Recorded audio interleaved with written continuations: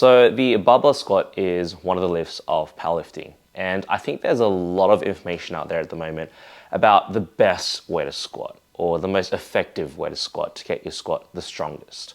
And I think there's so much information out there because it is contextual. Squatting is contextual, and it's very much based on your specific leverages and the way that your body essentially organizes itself when it squats. If we take the example of equipped powerlifting, that is where powerlifters would use like knee wraps, and they would wrap their knees and they would wear a squat suit. There is a very particular way to squat when you are using this type of equipment. When you have knee wraps, essentially it pulls your knee and it forces the knee into a lot of extension. And essentially, as an equipped powerlifter, when you are squatting, you do need to think about forcing those knees outwards so that you can get to depth. So that's why a lot of equipped powerlifters use the cue of like pushing your knees out and keeping your chest high. Now, some coaches have used these cues from equipped powerlifting and applied it to your raw powerlifting where you're just using normal sleeves and no squat suit. And while it's worked for some people, it may not have worked for other people. I do think that for raw powerlifters, the cue of chest up, knees out could be the reason why their squat is ineffective. So what I'm going to do today is, I guess, debunk these myths or cues and go through 3 different principles that can help your squat improve. Now, these principles, they are underlying and fundamental principles that if you follow should help your squat if you're a raw powerlifter. Raw powerlifter being someone who just wears normal knee sleeves or no knee sleeves at all, and there's just a bar on your back with no squat suit or anything. So the first fundamental principle of squatting, which I think would help a lot of people, is understanding center of mass. Now, center of mass refers to essentially the balance of your body. Center of mass is extremely pivotal in squatting because if your center of mass is off and the bar is not on your center of mass, it's not on essentially what we call the midfoot, then you can feel like your squat is a bit off. That's when we see things like misgrooves happen. That's when you feel like, you're not balanced on your squat, you're not stable on your squat. And a really common cue that a lot of people tend to use is like the tripod foot when they squat. Now, this is not something that I'm a huge fan of, only because it does cause some people to sort of externally rotate their feet to try like plant their feet and screw their foot into the floor. What we want to try to do is keep a really nice flat foot on the floor. The idea behind this is by keeping the foot flat on the floor, you're able to feel your feet and your foot pressure. Once you're able to feel your foot pressure on the floor, that then allows you to actually understand where exactly your midfoot is and how to stay on your center of mass. So the way I sort of describe center of mass is essentially the arches of your foot or the balls of your feet. That's roughly where the middle of your foot is. And if you're able to squat and maintain pressure through this part of your foot, you're more likely to be able to stay balanced and stay over your center of mass. In doing so, this could also make the squat more efficient because your bar path would be more directly over that center of mass and go just straight down and back up. And I'm not saying that your bar path has to be perfectly down and up. I'm not saying that at all. But what I'm saying is the less deviation there is in your bar path, deviation being if you're looking at the bar from the side, seeing less like wiggly line of the bar as it goes up and down and seeing more just straight up and down, the more efficient your squat would be, meaning the stronger your squat could become. So that's the first principle that I really think that a lot of people undervalue or don't even know in the first place. Understanding center of mass and understanding foot pressure. So to summarize that point, the main thing would be to allow the foot to stay flat on the floor rather than like a screwing type of cue or like a tripod foot kind of cue. Just letting your foot sit flat and thinking about just pushing through the arches and the balls of your feet as you go down into the squat and go up from the squat and maintaining that full pressure throughout the whole lift.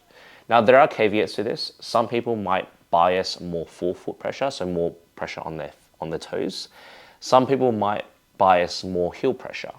And this really does then depend on your specific leverages, whether you have longer femurs, whether you've got shorter femurs, whether you've got a longer torso or a shorter torso. But I still think by understanding that underlying principle of that midfoot, you're able to develop an understanding of yourself as a lifter. And by assessing your own training and watching your own training videos, or perhaps sending it to your coach or myself to assess, you can then understand what kind of squatter you are and then adjust that sort of foot pressure to suit you specifically. But the midfoot is a very, very good place to start, especially if you feel like you're unbalanced and you don't know where to place that pressure of your feet. Start on that midfoot and then make adjustments as you need to. The second fundamental principle, which I think a lot of people would benefit from with squatting, is their rib cage control and their rib cage positioning. Now, going back to my previous example of equipped powerlifting, where a lot of coaches would cue their squatters to keep their chest really upright. The reason why they do this is because of the suit that they're in and the bar that they have on their back. If they don't keep their chest upright, they're going to cave in really, really easily. And so that's why this cue has been, I guess, like applied to raw powerlifters these days, and is why it's so commonly used now. However, I feel like a lot of powerlifters would benefit from actually allowing their ribcage to drop. Not collapse per se, but just to allow their ribcage to drop. Now, the reason for this is because in order to produce force efficiently and effectively, we want to have our ribcage stacked over our pelvis. Now, what I mean by that is essentially the base of the ribcage basically in line with the top of the hip. And the reason why we want this is this essentially creates an effective stack between the ribcage and the pelvis. And as you squat up and down, this then allows you to produce force into the bar, through the ribcage, through your back, and up into the bar. For most people, what you don't want to be doing is flaring the ribcage out. And a common issue that this actually causes in terms of flaring the ribs out is a lot of people end up missing on depth. A lot of people end up cutting their depth because they're not able to get into that deep position because of their ribcage position and effectively their hip position as well. If you're someone who thinks about like pushing your chest out a lot and sticking your butt out a lot when you squat, and you just feel like you don't feel comfortable at the bottom, the reason is because of your ribcage positioning.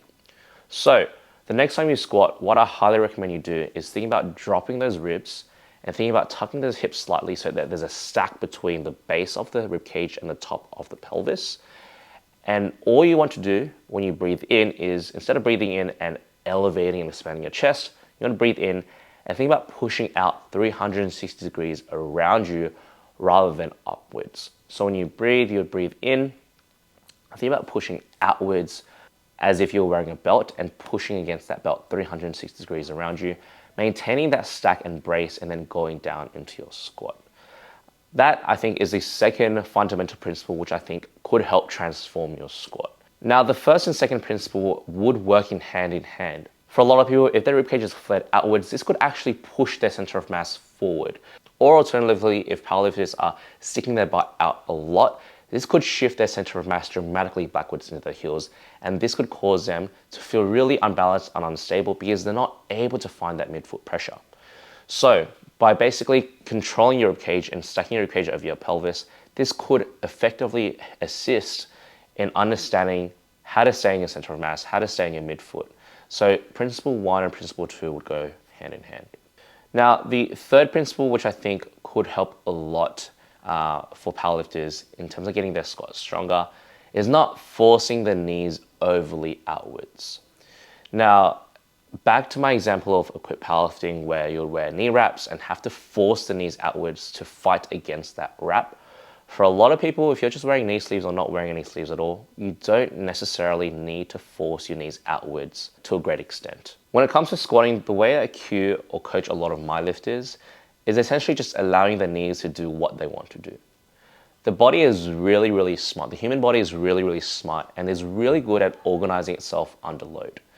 What you might feel is, for example, if you're too much on your heels, you've got too much heel pressure, as you go up from your squat, your body will naturally push you forward. The reason why the body does this is because the body wants to move in the most efficient way as possible. The body wants to do as minimal work as possible to produce the best outcome. The body's really smart in that way. And so this is why I would coach one of my lifters to just allow their knees to do what they want to do. Whether the knees need to push outwards on the way down, or the knees want to sort of travel inwards towards the middle of the body on the way up. Now, for a lot of people, there is a lot of concern about knee cave, a knee valgus in the squat.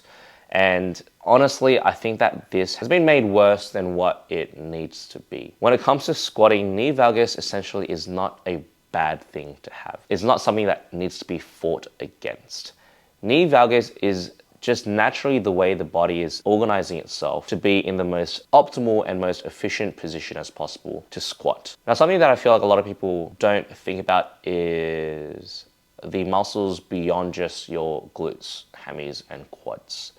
There is a really important muscle in your legs which help with hip extension on the squat, and that is your adductors. Adductors are the muscles in your inner thigh. And when you are squatting and you're locking out on your squat and your hip is extending, so your hip is pushing forward, the adductors play a really, really important role in helping the hip extend. Now, as the adductors contract, this essentially causes the knees to sort of travel inwards towards the midline. And that is why sometimes knee valgus, or the knees coming in on the squat, occurs. Now, like I mentioned before, this is a natural movement for your body. Your body is allowed to do this. It's not like your body isn't allowed to do this. Now, a lot of issues can occur and can come up if for a long extended period of time you've been forcing the knees out all the time and your body is just not used to and not adapted to allowing the knees to come inwards towards the midline as you come up from the squat. But that doesn't mean that your body can't adapt and can't grow after some practice. So the third fundamental principle of squatting is not forcing the knees to go out or in, but just allowing the knees to do what it wants to do. I think that by allowing the knees to fundamentally do what the body wants it to do, we can then allow the body to move a bit more naturally and in effect allow the body to move more efficiently. So in summary, the three fundamental principles which I think can help your squat go from shit to great is firstly, understanding center of mass and placing pressure on the midfoot, so the arches of your feet and the balls of your feet. And as you develop your awareness as a lifter, being able to shift that center of mass to suit yourself and suit your leverages. Second principle, understanding how to control the rib cage and allowing the ribs to stack over the pelvis rather than flaring the rib cage outwards. And then the third principle, just allowing the knees to travel how they want to naturally travel and not forcing the knees out on the way out, just letting them go straight down and back up on the squat. If you do need further assistance on your squat and want to learn more about how to get your squat stronger, DM me on Instagram at kelvin.hustlesp and send me a video of your squat. More than happy to have a look at it, more than happy to help. And if you are interested in coaching, fill out the inquiry form in the description below. If you did get value from this video, please like, comment any questions that you have, and please subscribe. See you in the next one.